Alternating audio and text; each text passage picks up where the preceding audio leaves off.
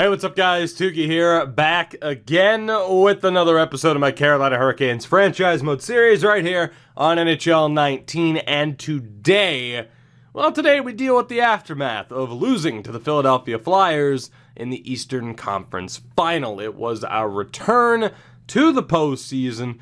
Ultimately, you can't say it was a failure.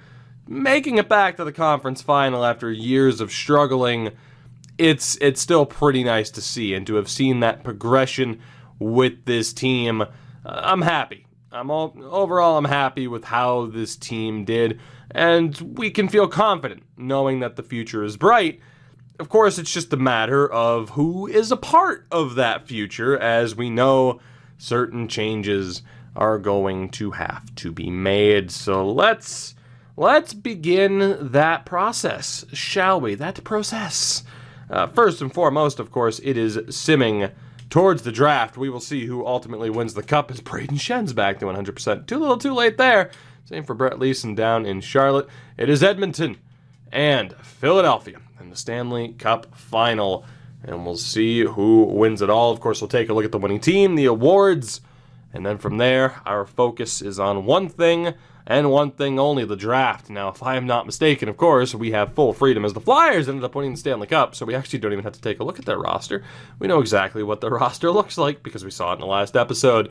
But the good thing about what we're doing here is that we have the freedom to do basically whatever we want. Of course, in the limitations of the draft rules, but no punishments this year, thank God. New Jersey's back-to-back reign of terror has come to an end.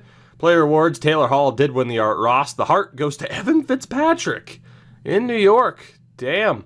Probably won the Vezina as well then. Victor Hedman wins the Norris. Sagan, the Lady Byng.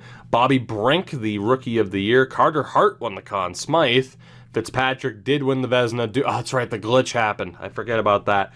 Which it just happens. Some people have said, I think it happens when a goalie just has like too low of stats and the game just bugs out. So I completely forgot about that for one Evan Fitzpatrick. He'll be winning the next two awards as well, as the Selke goes to McDavid, Fitzpatrick, and actually, only the one with the Lindsay. That's what I was thinking of. The Rocket Richard goes to Jack Hughes down in the AHL.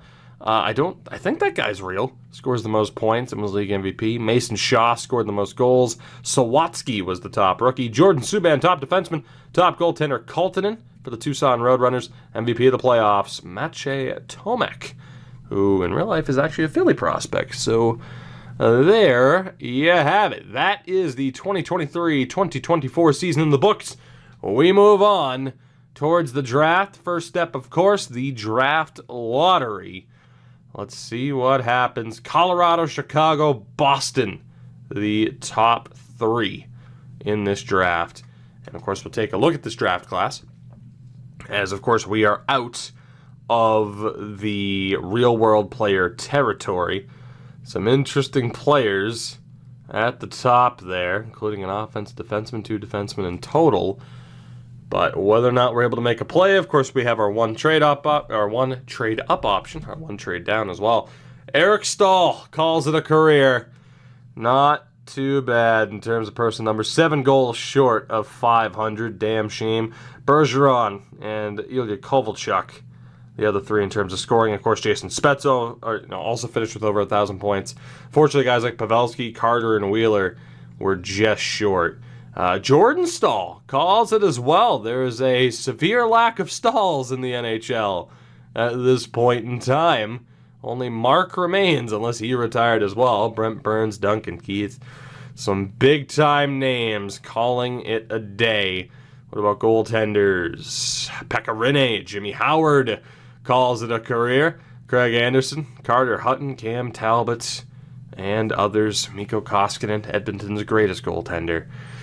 So it's going to be a slightly different-looking league moving forward. So let's go ahead and get to the draft, the beginning of whatever the hell is going to happen in this episode. I don't have a set plan for this, shockingly. Now, we do have multiple first-round picks, 4 of them, in fact, and none of them above 18. But again, we're only allowed to make 2 of them, so there will be a trade. But of course, I can use these picks to trade up and get prospects rather than trading up in the draft, and that might be the way to do it. In terms of goaltending, of course, we're still good with Spencer Knight. We will probably have to bring in a better backup than Jack Campbell. I don't think Fritz Meyer will be ready, so free agency will be a pretty big factor. And admittedly, I think we're going to want to move on from Gispers and Shedvicki. Now, I'm not going to trade to get the most out of their value because that would be taking advantage of the AI. We know these guys aren't going to be great. I just want to get rid of them to bring in better goaltending down in Charlotte to try and get the most out of that team. We also know trading Romanoff, because I broke the rules, I'm basically not allowed to trade him for anything. I have to basically give him up for nothing value. Because I broke the rules, I went with Brendan Dillon instead. Not a major loss. That's a third-round pick or low-end second-rounder. It's worth the punishment. I should have traded him at the deadline, basically, and I didn't think to do so. But the good thing is, again, guys like Middlestat, Owen Power, Vahalati, there's a decent chance of some players making an impact this upcoming season. Now, I know we have all those draft picks. I don't think we're going to have the value to trade up for Colorado's #1 pick. Call it a hunch. I'll quickly take a look, though. Yeah, they don't want to trade. Look at the value of that. So that's going nowhere. What I do want to take a look at is whether or not teams have any interesting cheap prospects. Okay. I didn't turn Fog of War back on. I forgot to. That tends to happen. I think you guys can forgive me for this one. I'm only going to look for sure now at trading for players that are listed here on the block.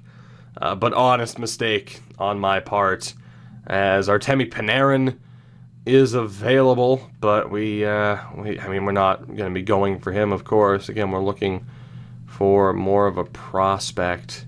Now, I still do want to sort by overall. You do have someone like Martinez there, or Nakis. Alex Nakis, the Nakis, who was a first-round pick. So, Arizona, couple of interesting options. Again, we could pair those picks together, or we just go for guys like that. So, Arizona, they at least have options. And again, I'll be turning the Fog of War back on afterwards. Calgary not looking too bad either. Bradley and Gugnon both looking even better. So, right now, Calgary is by far my favorite to try and do business with here in terms of those prospects. Manson and Forsling we don't really need. We have Hensick in Columbus, who isn't that bad. But again, Calgary right now, in terms of the ability of the prospects that they had available, that is an absolute steal for us, all things considered. Especially, too, because we'll have the freedom to move for whoever we want. And, of course, when you look at the top 6 of this team, the top 4 on defense, we know we're pretty much set. So there's nothing to really do with these extra picks other than to just stock up on prospects who can, eventually make the push to replace the guys that we have now. Tallinder, we're going back to Calgary for sure. Kessel and Kreider. It is going to be the Calgary Flames. Rupp, if he wasn't 20 years old, I'd be all over that trade, but that's pretty brutal. Toronto, Vancouver, Vegas. Neil isn't too bad, but we are absolutely going to go talk to Calgary unless Chicago wants to deal that pick. They do not. Way too much value. We don't really need a goaltending prospect, and I imagine we'll be able to get one in this draft. So, Calgary it is. And we're going to be looking to get both Bradley and Gugnon.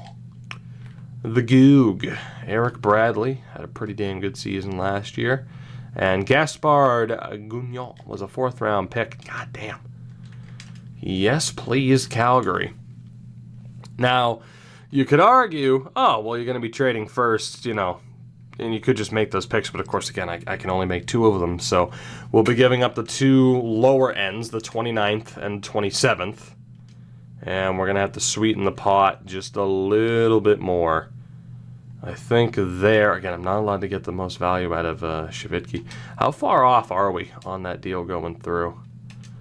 Because technically this doesn't count as trading up, which could come in handy later on. As we have the 3rd, the 4th, the 5th, 2 6th, and a 7th. So we'll have 1, 2, 3, 4, 5, 6, and 7 with that 5th round pick. So I can technically throw the 2 6ths in there. How close are we now? Quite far off. Damn. How about the 3rd rounder from us? And we'll throw in the 7th as well. How close are we now? Probably still not all that close.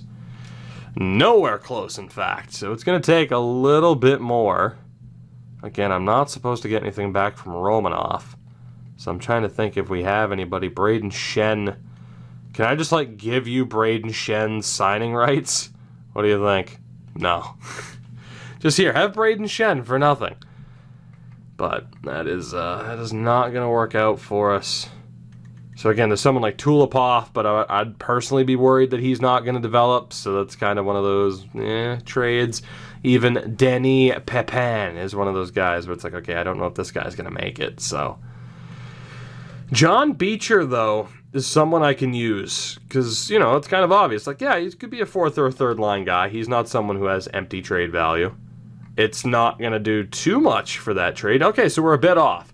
So 2 first-round picks, someone who could be used, and of course they want to go for him, I think, because he's an RFA, someone who could be used in their lineup, and we will use 2 6th-round picks to try and seal the deal. Is that enough? Quite close to fair value. Damn. So it'd be 1, 2, 3, 4, 5, 6, and 7 with the 5th. What about a 5th? Let's go for a 4th and a 7th and see what we're looking at there. So 2 first-round picks, Beecher, a 4th and a 7th. Calgary gives up 2 of the prospects they want to use. Does this trade make sense for the AI? In theory, not really. They obviously want to get rid of these 2 prospects to bring in guys that can help them win now. However, in theory, me adding in, say, Braden Shen is what I was going to go with. I was thinking of St. Louis Blues centers. Me adding in Shen, you know, and saying, hey, here, have the rights to this guy would make a little bit more sense. You know, it would technically help out my trade value, but they want Romanoff. They do want Romanoff. So let's just say it's 1st for a 1st, 1st for a 1st, and then Romanoff, and I'll get a 7th round pick back from him. That way, they get something that they want. I lose Romanoff for nothing, but it also helps me kind of push a trade through. I'll still go back and add John Beecher to this trade. I think that's fair. Again, it wasn't someone that they wanted, but it is someone who could help them. And I'll probably just tack on the 7th round pick as well. So really, this trade is going to be a 2 first, John Beecher, and a 7th for Gagnon and Bradley, and then Romanoff for a 7th is how I'm choosing to view it. That goes through. Thank you very much, Calgary, for 2 prospects. Hopefully, Romanoff can be better for you than he was for me, and then you also get John Beecher as well to help out with the team. So technically, that I'm not going to consider that trading up because I had to, or trading down for that matter, because I did have to get rid of Romanoff. I think we're good on that. I don't really view that as skirting the rules. Of course, we are going to look to move on from these 2 guys as well. Shavitki for me isn't worth anything. He's worth a 7th, and then Gisbers for me is worth like a 4th. So technically I'm going to have to trade for a pick next year to make sure this doesn't count as trading up. Now, Chicago, you need goaltending prospects. So I will take that 4th next year and that 7th next year. And you have a done deal if that sounds good to you. Perfect. We get rid of 2 goalies who are just not going to make it. And that opens up space to sign some free agents who can help Fritz Meyer make that Charlotte team just a little bit better. And then, of course, there's no reason to trade Pekorkin. I mean, I'm never going to sign him, and he's not worth anything. Defensively, we know right now what our top 4 looks like. There will probably be changes defensively. I imagine Brendan Dillon is done here. And in terms of moving anybody, I mean, again, there's really nobody where I'm like, oh, okay, dead value. Zigomanis kind of. He's not looking good at all. But because I know he's not looking good, that trade value should be lower.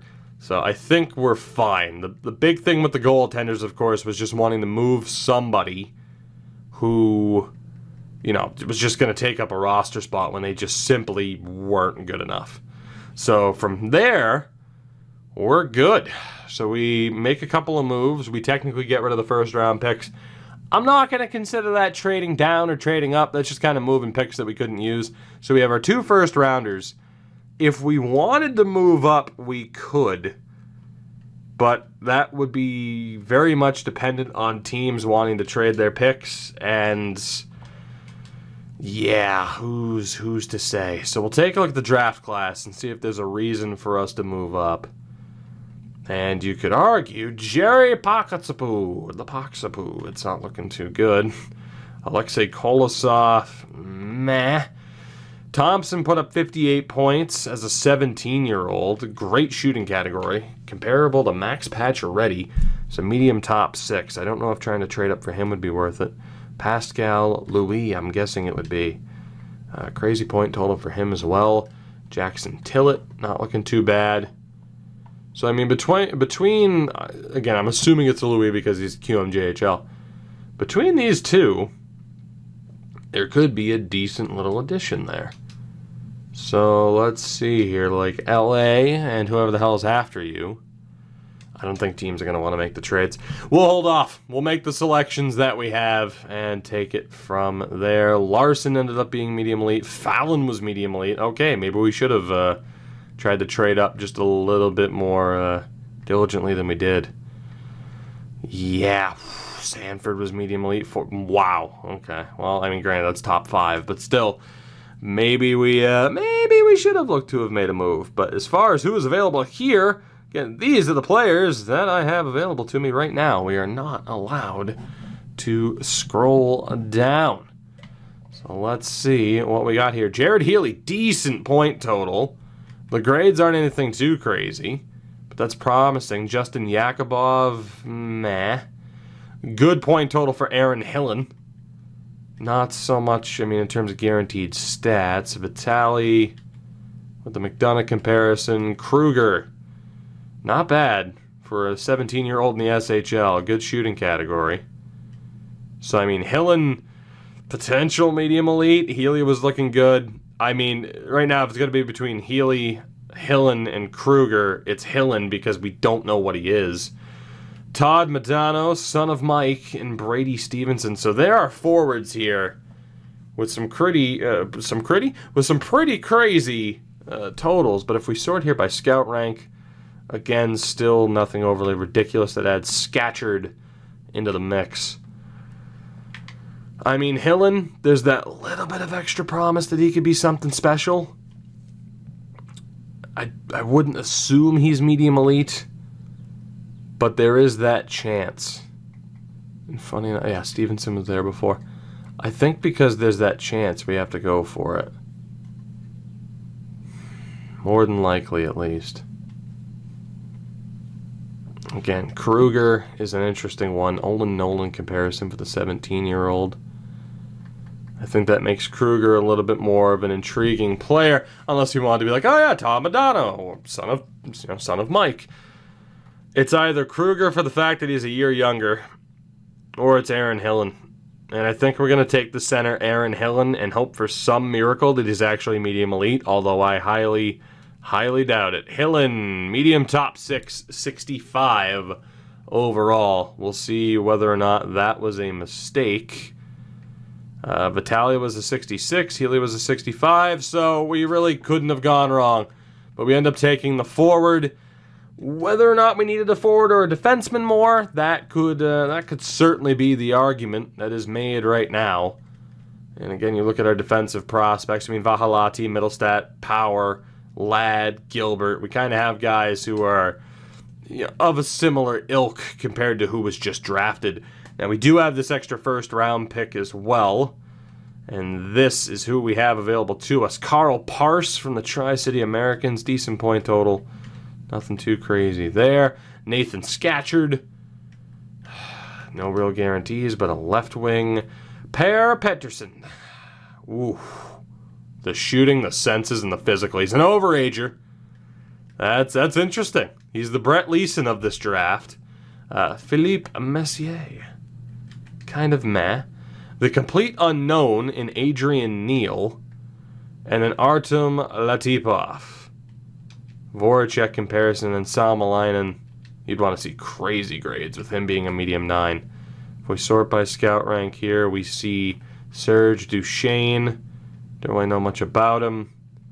And a goaltender, Brandon Bowl, who is 5'11". Yikes. So. Scatchard is interesting. Very interesting. Latipov is somewhat interesting. You know, a bit of the unknown Russian factor. It's either Latipov, Pettersson, or Scatchard. Scatchard is 17. Promises of goal-scoring ability and physical play. But we don't know for sure what that potential is. We know with Pettersson what it is. And he's going to have a decent starting overall, for sure. And then there's Latipov, where you just don't know, but that's a decent point total for an 18-year-old Russian. I rarely take overagers, but to be honest, he might be the one to take, just because we don't know what Scatchard is. I'm gonna go with Scatchard. I'm gonna go with Scatchard on this one again. Pettersson is gonna have a decent starting overall, for sure. He might even be fourth line ready.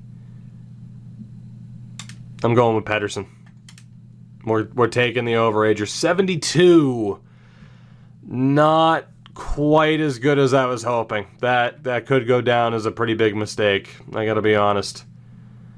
That could be rough, especially because we don't have a second. Latipov, yep, 69 overall, low elite. We botched it. I had a feeling with the Russian. Yakubov was a medium 4, 64. Healy was a 65. Vitalia 66.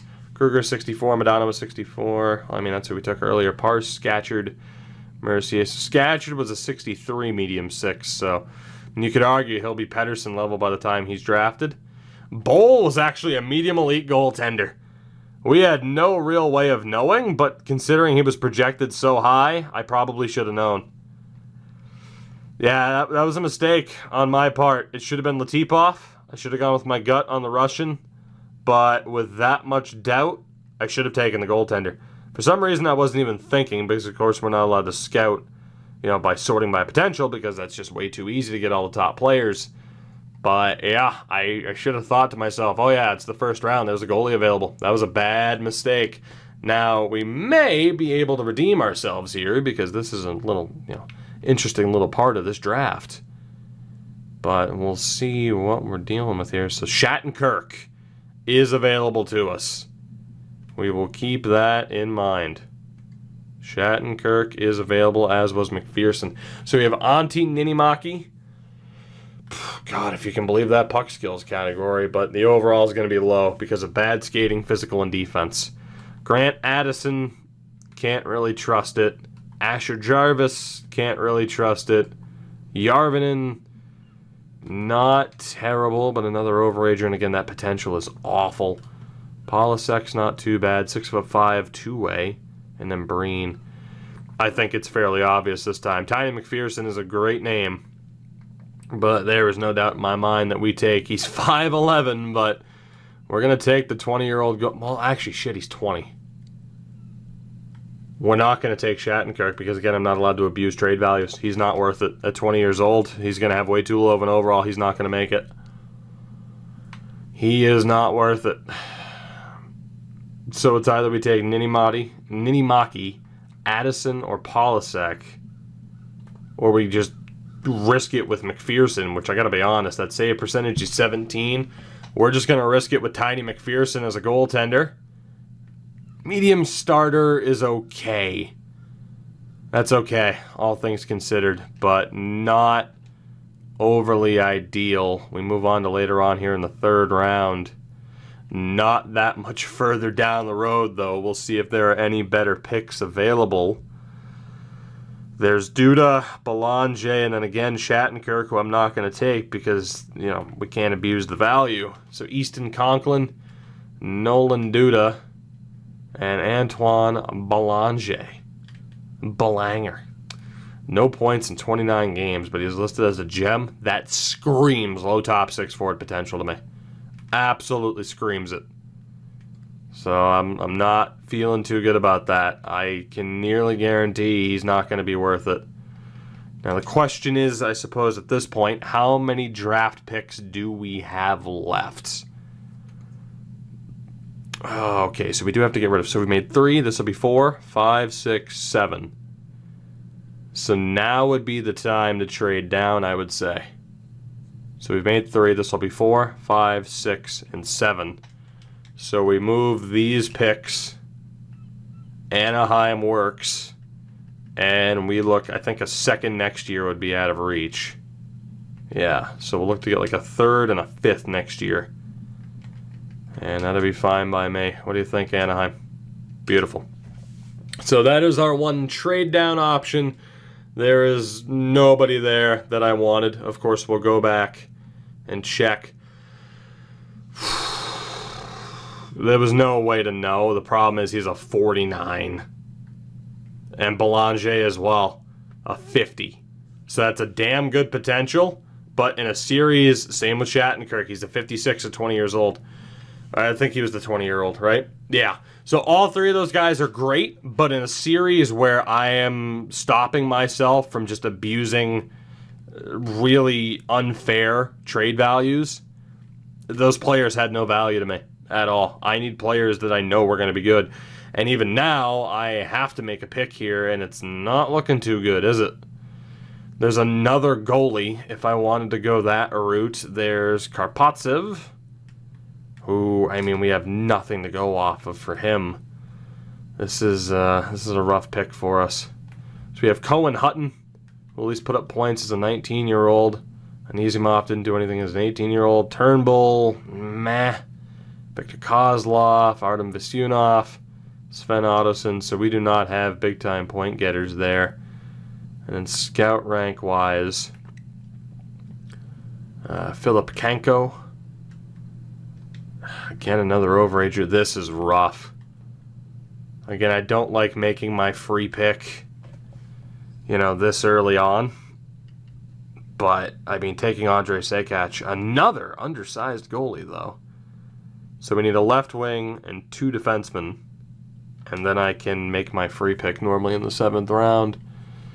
So we have the left wing there in Turnbull. I'm going to trust our scout ranks over the central scouting. So we have defensemen, and it's either Kanko or Kozlov. I'm going to go for Viktor Kozlov, complete shot in the dark, just because he's 18 years old, and we'll hope for the best. So we're going to take the Russian, Viktor Kozlov. He is medium 7th. Now, obviously, with Fog of War off, we have this immediate feedback when we normally don't. Someone like Kozlov will probably never play a game for us, but at least we know that now. I know some of you guys would prefer me to just have the draft off, or to have Fog of War off for the draft. A lot of you would prefer me to have it off in general, but of course it's meant to add the difficulty. So again, right now we're looking at still needing a left wing and a defender, and we have our 1 free pick as well. So, on the list right now that stand out, obviously Doug Darling. 13 goals, 8 assists, 18-year-old. Not quite confirmed medium elite. We have Vladimir Ovechkin, Stan Wallace. Ridiculous agility, but the defense, I mean, he's 20 years old. Like, you need the defense and skating to be a little bit better. Otherwise, the rating's going to be way too low. So, I mean, Darling right now, I mean, he's the guy. Either that or we go for Ernie or Bancroft. Yeah, I mean, considering we need a left winger, that's a fairly straightforward selection. We'll take the risk with 18-year-old Doug Darling from the Red Deer Rebels. Medium bottom 6. That is, again, another fairly rough pick for us. We have one more pick here in the 5th round. Right, we only had the one before. I'm just trying to make sure. I feel like we've already had 2 picks this round, haven't we? I don't think we have. Maybe I'm just overthinking it. Not wanting to make a mistake. Okay, yeah, well, not 5th round. I guess we were in the 4th round last time. So again, it is a defenseman and then a free pick. And I mean, it's fairly straightforward with Korobov. We need to draft a defenseman here, or we make our free pick, and there is a defenseman who could be half decent. The 20-year-old Vyacheslav Korobov. I'm concerned that he's 20, but it's either him, Caden Coe, great name at least. Forbes is 19, Duran Delorier is 20. A lot of overagers in the draft at this point, which is concerning. And there's our free pick right there. No questions. Samu Latikainen. Samu Latikainen didn't play a game. 18 years old. Medium elite goaltender. No doubt he is the pick. So that leaves us with the need to draft one more defenseman with this final pick. And Latikainen here, we'll take a look. He is a 48, so we won't be trading him. We have to hope that he somehow develops. I doubt it. And for defensemen, I mean, it's going to be Coruscant or Parker. At this rate, they're both 19. That's not ideal. Parker, Elanen. Well, actually, Parker, 19. Elanen, 19. Coruscant. Levesque. Hugo Levesque. Oh, boy. This isn't great, is it? It's got to be a defenseman. And it will be Hugo Levesque from the Acadie Bathurst Titan. Holy, okay. He's never going to develop. That would have been a great pick had I not had the, had I not been restricted from, considering we're, restricted from trading. That's a pretty damn good pick. So I will take it. Levesque, welcome. That completes a draft for us. Again, we make the main move to trade down those 2 first-round picks. If anything, you could say it was a bigger draft for us as we do pick up 2 of those other prospects from the Calgary Flames. So the organizational depth in general is only further solidified, as we'll worry about the scouts. I'll probably just let the scouts walk and see who is available. So, contract-wise, what are we dealing with? Let's find out. Of course, the Nathan MacKinnon deal looms overhead. The Spencer Knight deal looms overhead, but thankfully he is still an RFA. I actually meant to negotiate the day before the re-sign phase began to save a little bit of money, but too little too late. Knight is looking for a max contract. The 85% trick would have knocked that down to 6-7. We'll try to get him 8x7. Of course, Spencer Knight's the man for us. Jack Campbell wasn't good enough. We're going to drop him. And Prokhorkin will be dropped as well. So we only have 2 goaltenders under contract. Really only 1 right now. Bowen Byram, we will sign, obviously. And we don't have to worry about anything because he is in RFA still. I think an 8-year deal. Is that going to stunt his development? That's the concern. And an 8-year deal makes him a little bit more difficult to trade, so I can't hand that out. I could go 3, 4, or 5. 3-year deal brings him to 26 years old. Do I give him that 4th year that he's looking for? That 4th year still shouldn't make him that difficult to trade. So let's see, the 85% would drop that down. Let's go 3, 2, 5. I could technically drop it a little bit lower. We'll see if that works. Brendan Dillon's going to be dropped for now. Again, like I expected him to be, he's just going to be a rental. I want to see what we have from the likes of Middlestat. So Brendan Dillon, thank you for your service. Philippi Myers was an interesting player this year for us, but again, we're going to drop him. And Brett Lernout as well will also be on his way out. Matt Spencer will drop for now because he's pissed at me. Petit, medium 6'70", overall, 20 years old. We'll give him a chance in the AHL. He's not too bad. And let's see.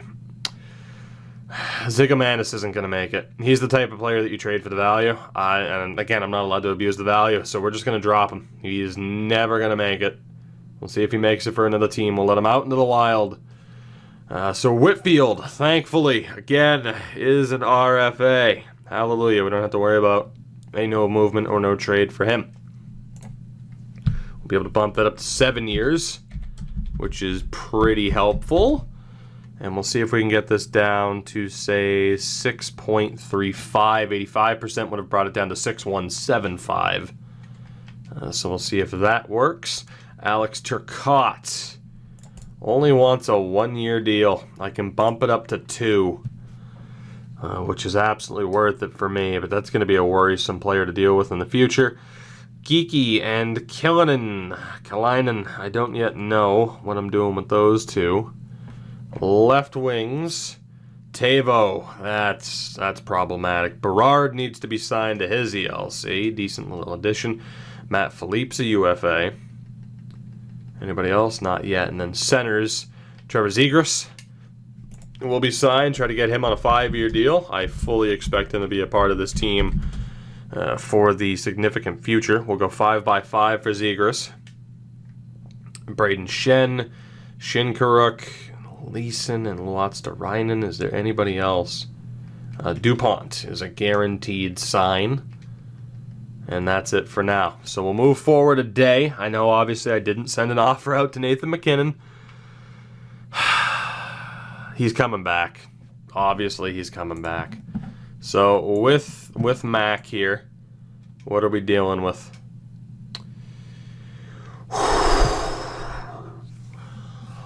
Holy shit. Oh boy. That is rough, man. But it is Nathan frickin' MacKinnon. God damn. This will probably cost 13.5. The max contract is whatever. This is a big decision because he would get a no move for 4 years minimum before it moves to a no trade, which is insane. Absolutely insane. Right. We have to do it. We have to do it. So, again, I don't quite... Actually, with Hamilton and Riley, it was loyalty the full way through. So... Oh, God. With MacKinnon here, I think we'll do it. So, again, there will be... if we sign this in here, you know, let's go ahead and go over to this. If we sign him, it is, of course, 4 years minimum that it's a no movement. And then we decide, is there no trade clause, 1 year, 2 year, 3 year, or 4 years worth of a no trade clause on top of that? That is the question that looms overhead. Let's go with that. There we go. That's nice. Let's hope the wheel's nice to us here. Let's see what this Nathan MacKinnon offer is going to be. The only time I'd be able to trade him without issue is at the end of his deal. The final year, which is absolutely insane. And then not to mention, it is a... God damn, it's a 3-25 team no trade that we also have to spin for. So right now, oh god, that's right, it was 3-25, right? 3, 4, 5, 6, 7, 8, 9, 10. Oh, no, not quite. 10, 11, 12, 13, 14, 15, 16, 17, 18. Not 18. 18, not it. No. 19, 20. I can't type. I'm the worst. There we go.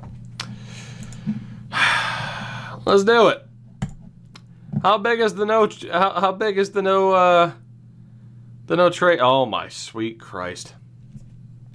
So, if Nathan MacKinnon signs this deal he has the no movement clause for 4 years.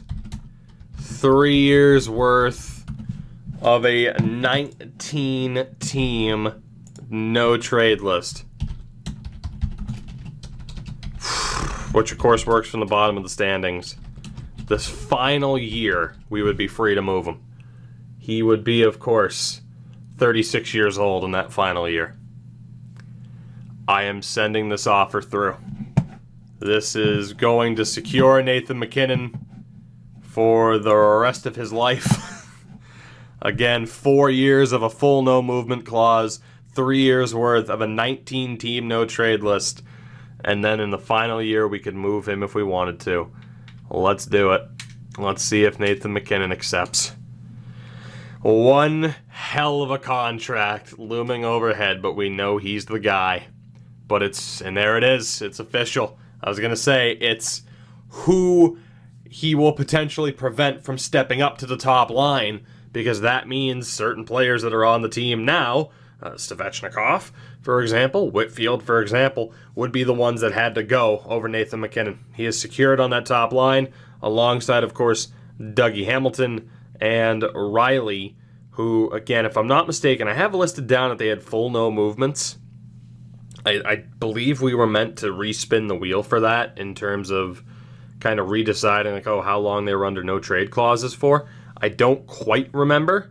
I also don't remember how long we signed them for, but I think it's either we changed the rule and I forgot to implement it or something like that. Let me know again about the Hamilton and Riley deals and whether or not I have to go back and spin a wheel for that. I think I do.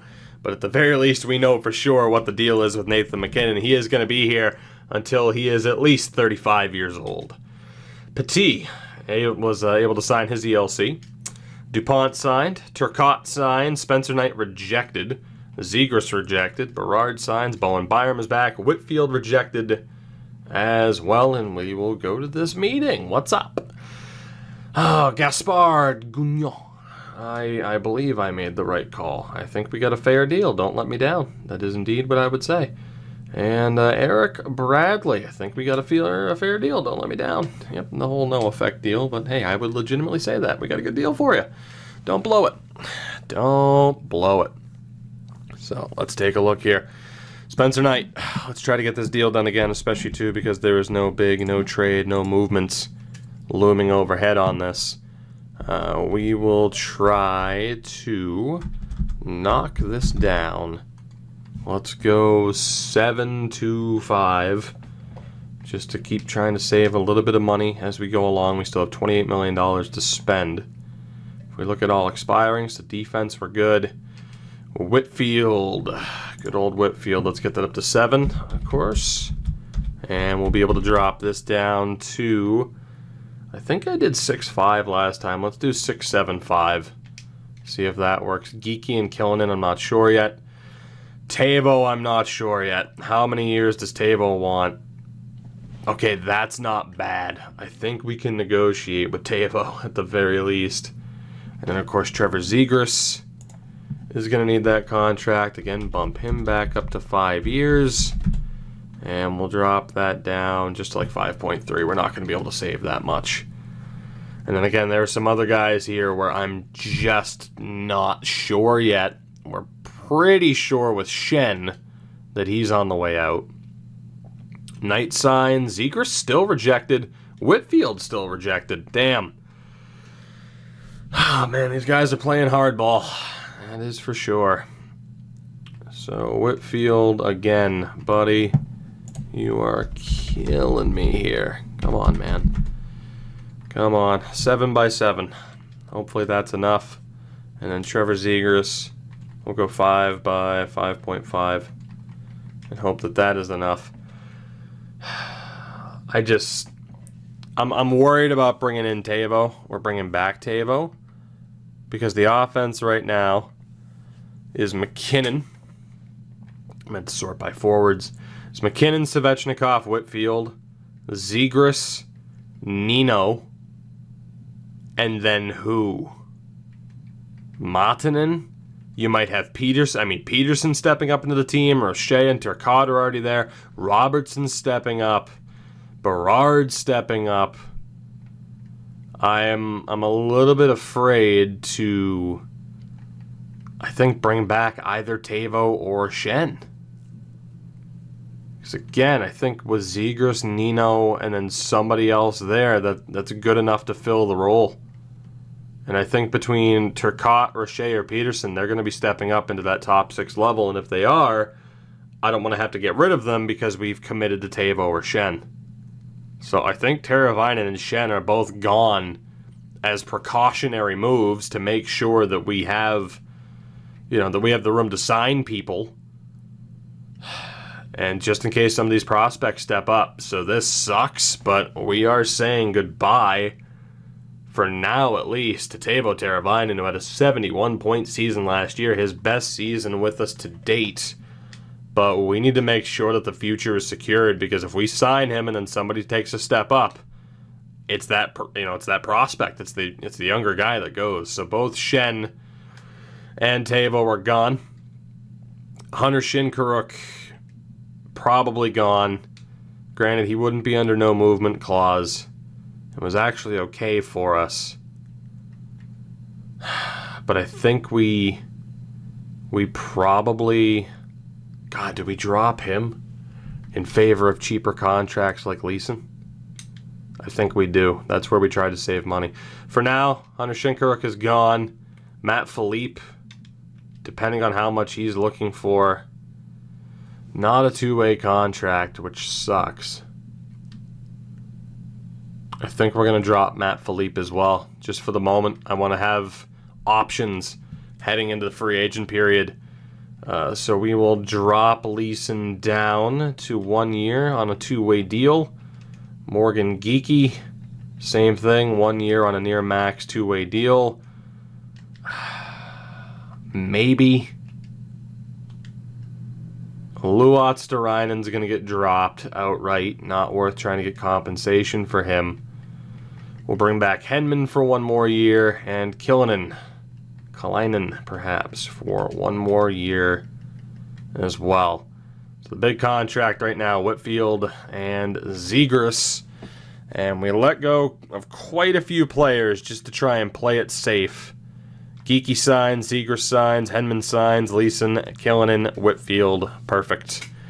So we have some maneuverability heading into the offseason, which is what I wanted. We have $11 million to spend. All of our contracts are secured. We have 39 players under contracts here heading into the offseason. So I think we're in a pretty damn good spot, depending on who is available. Of course, in terms of big-time signings, we're only get 1 forward, 1 defenseman, and 1 goaltender. But I think we're still looking pretty good. And of course, I keep freaking forgetting to turn off Fog of War, but whatever. I'll do it in a minute.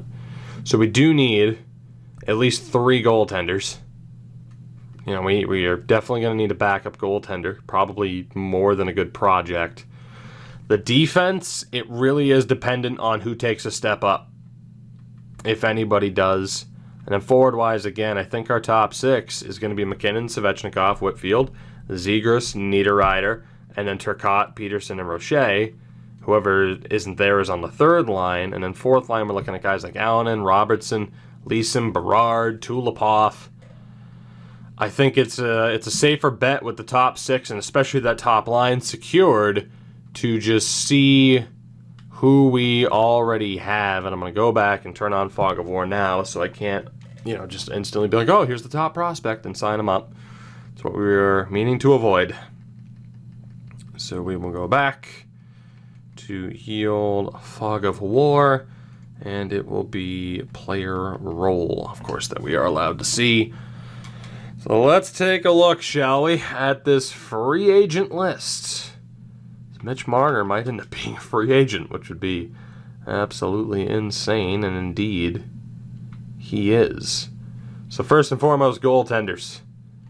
In terms of a top prospect, probably not, although Steen is a confirmed starter. So here, let me take a look. Because it's either going to be someone like Rask or Binnington as a high-paid backup this year, or we're going to go for a younger player like Niedermeyer. Joe Niedermeyer, the 20-year-old. Vasilyev, Gryba, Steen. Again, I think we need to make sure that the backup goaltending is set up more so than worrying. Especially with Spencer Knight's injury history, we need to make sure that the backup goaltender is good to go.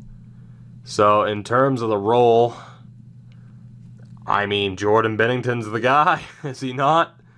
The man of the hour in the NHL. I think we have to go for Jordan Binnington. Now at 30 years old, and I gotta be honest, I'm almost thinking a 2-year deal. I think we'll play it safe with a 1-year deal. We'll bump it up to 2.5 because we have that amount of money to spend. And we'll see if we can get Jordan Binnington as the backup. Defensively, someone like Torrey Krug is there, but again, we're more in the market for a prospect. If there is one that looks like he could be half decent. So we'll go down to the 950s, which is the max ELC right now. And do we have anybody? Zibanejad, Lettinen, Cons, Zigomanis, who we let go of, Kessel, Shirokov. It's actually quite a few. So Gruwall, Santiago Gruwall, not exactly an impressive point total in the WHL last year. Shirokov was also brutal. Kessel didn't even play, really. 2 points in the SHL last year. I guess I got to make sure of the point totals. Shirokov not looking that good. What about Cons? Hello. Whew. Yep. I choose you, obvious offensive defenseman. Let's see if we can get Quentin Cons signed and hope for the best. And then forward-wise, again, with us depending on younger talent. Again, I hate to see someone like Tavo go, but it is a necessary evil to make sure that we're not screwing our younger stars over, and then maybe we help revitalize Hunter Shinkaruk's career, which is a statement I never thought I'd hear. So for 950s, in terms of guys who are 20, we have Dreger, 76 points in the W. That's not too bad. Too bad. Adamski. Holy shit. 110 points in the queue from Marshall Adamski. The Adamski. Kervinen, 22 points in the SHL. Otanovich, 25 points in the Czech Extraliga. Zajac, 93 points in the W. I still think I like Adamski a little bit more. 19-year-old Wesley. The point totals aren't really there. What about Semenov? Not really too good. Landry, nothing showing. Dawes with 49 points. Emelin, Skylar Subban, the 21 goals. Fraze, I think we have our guy here. Petrangelo, Zhuglebov. Yeah, we have our guy. We are going to go for that forward. Adamski, QMJHL or not, we will look to sign perhaps their best undrafted player. And we'll handle it from there. So those are the 3 that we are targeting until August 1st arrives. We get a trade offer. Jonathan Marchessault. Or as Don Cherry once called him, Jonathan Masserole. I kid you not. If you watched the stream last night, you're aware. Quentin Cons ends up signing. Jordan Binnington has signed, and Adamski has signed as well. I do not want to trade for Phil Kessel. Thank you very much. I just need to go over and turn off computer trade offers because it's going to be so... I mean, again, like the likelihood of them sending me a deal that actually works for me is so goddamn slim. I don't want to hear about it. I don't want to hear about it. If I want to make a trade, I'll come to you. Otherwise, leave me alone. So we're going to sim to August 1st, and again, once we get to that date, it is fair game. I can sign whoever the hell I want, and we'll probably just end up filling out the much-needed goaltending spots, and then from there, we're good. So my only real question heading out of this whole team-building process, of course, on top of what's the team going to look like, who's progressed, is just still, I can't remember about the Hamilton and Morgan Riley thing, although I can't imagine I'm going to be getting rid of them. But being committed to Hamilton, Riley, and McKinnon, not a bad base for the team. by any metric. So let's take a look here. We know we have Jordan Binnington, so I need to sign two other guys, both AHL caliber here. We'll see what we're dealing with. Connor Hellebuck, still on the market. First and foremost, I mean, I know I traded away guys because I didn't think they'd be decent enough, and that is true. So we're going to be looking at someone like Hayden Hockey, Mason McDonald, Halverson, Skarik, Evan Cormier, or Provotsev. Let's go for Hayden Hockey, who of course still has one of the best names. He's only looking for a one-way deal, which is kind of crazy. Mason McDonald looking for a one-way deal. Halverson, two-way deal. Halverson wins. So let's see if we can bring in Brandon Halverson as an AHL option, and then from there we'll be looking at the likes of Niedermeyer, Gryba, Vasilev, and Silverthorne. Silverthorne, who put up a .907, again an undersized goalie in the SHL. Vasilev, a .901 in Russia in 39 games. Gryba didn't play much in the O, but he was great when he played. And Niedermeyer, .907 in the Q. We'll go for Gryba. See if we can strike gold with him. He's going to be a little bit undervalued in terms of overall. And as far as defense and forward depth is concerned, let's take a look. We currently have the Champions team status, and that is before we truly get a look at how good these guys are going to be. Of course, with Fog of War back on, we're not going to know the full set of the overalls. But let's take a look here. So the defense right now is shaping up to be 1, 2, 3, 4, 5, and then we'll say 6. And then let's just say 1. Gilbert's actually going to be down in the minors, so let's just say 1, 2, 3 with Cons, 4, 5, 6. So probably 2 defensemen. And then forward-wise, let's just say, of course, that we have 9 there, 10, 11, 12, 1, 2, 3, 4, 5, 6, 7, 8, 9, 10, 11, and 12 with no extras. So let's go 3 forwards, 2 defensemen, and we should be golden. And, of course, those forwards aren't likely to be anybody good. We're going to be looking for some high-end depth. I mean, we know how good Andrew Nielsen is, so it's going to be a no, and that's not a two-way contract. So I'll be looking for guys at $950, which would include Stephen Johns and a bunch of guys looking for their ELC after all this time, including Zibanejad still. You know, we already have some decent options here. So Zibanejad's still there. He had 18 points. Shirokov had a good point total, didn't he? He did not. Gruwal had some points. I'm not really confident in any of those guys to actually be half decent. So let's go for Stephen Johns. Get a 1-year deal out of that. And Will Borgen take a 2-way deal? He will not. So what we'll do, depth defenseman's tough, but we'll look for an established depth defenseman just in case, and it should probably be Wesley for some of the tenure he's had here. He's looking for a decent amount of money, which kind of scares me, but he can be a depth defenseman for us. We do have $10 million in cap space, and then forward-wise, again, as much as I'd love to give some of these guys a chance, we're going to trust that the younger guys are good to go. So Fonstad, you still have quite a few of these guys looking for their ELC as they were just never signed. Christopher Dreger, again, had 76 points in the W. We'll give him an opportunity. Semenov wasn't that great. Landry, 35 points, not that great compared to who we've seen. Dawes had 49 points. What about Emelin? Marcus Emelin, nothing. Skylar Subban, 21 goals, 35 points in the U.S. Fraze, nothing good. Petrangelo, nothing good. Suglobov and Rome, nothing good, unfortunately. So the money total drops back down, and we will go with, oh God, who the hell are we going with? Who do we have at depth option? Who's listed as a depth forward? Duhaime, who I think is a Minnesota Wild prospect, IRL. We'll sign him up as a depth forward.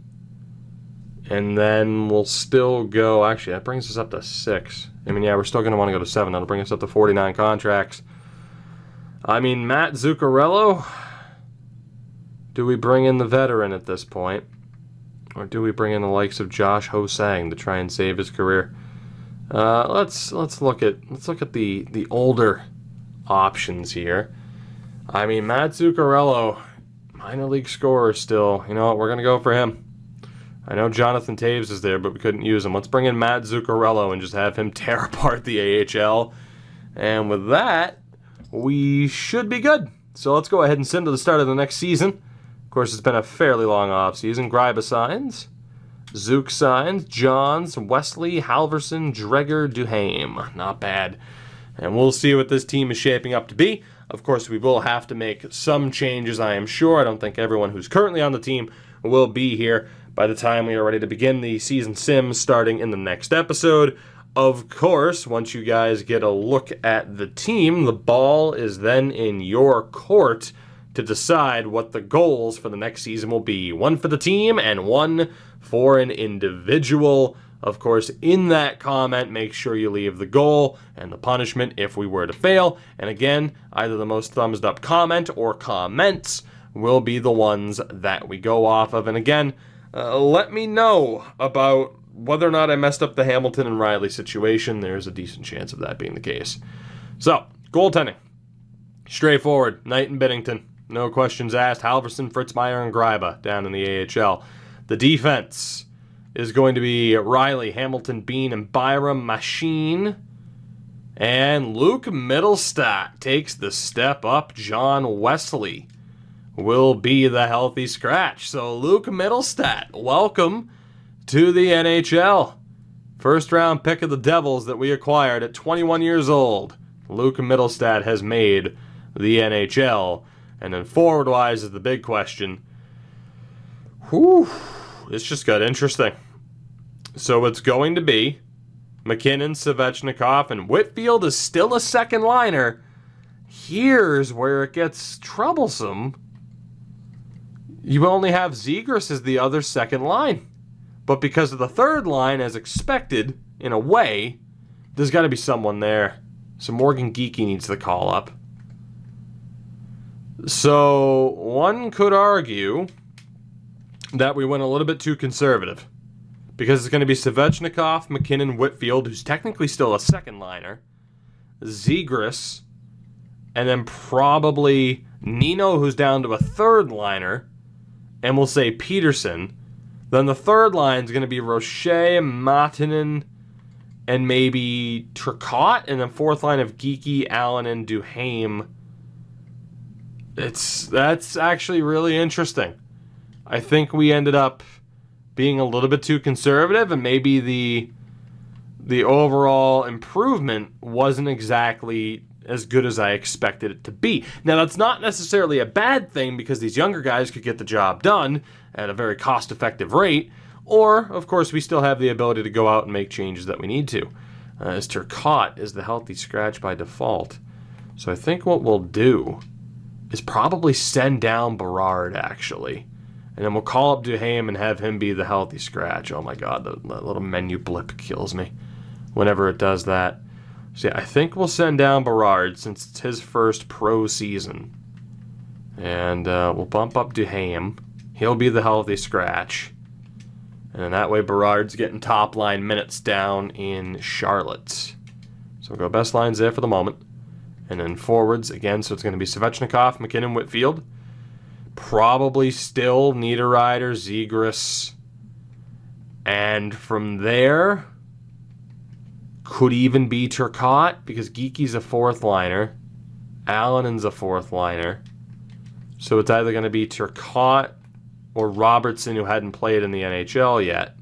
So maybe we go Robertson, Allen, and Geekie. Martinen, Peterson, Roche. Niederreiter, Zegras, Turcotte. That's not too bad. And then again, the defense is straightforward. Mittelstadt with Machine this year. Top four is still the same. This is still a really good-looking team. Very happy with what I'm seeing here. And then again, down in the AHL now, it'll be Halverson and Fritzmeyer. The defense, Power, Johns, Vahalati, Ladd, DeLuca, and Petit. Is there anybody who's scratched who maybe shouldn't be? Robertson's not ours. Just Cons, if we wanted to find out how good Cons is, which I'm sure we'll find out. But again, Power, Vahalati, and Ladd, certainly guys that we're focusing upon still. And then forward-wise, I mean, these guys are all ours. It's just whether or not Zook is going to play over Henman or Celios, who we know are both kind of decent depth options. So I think that's the team.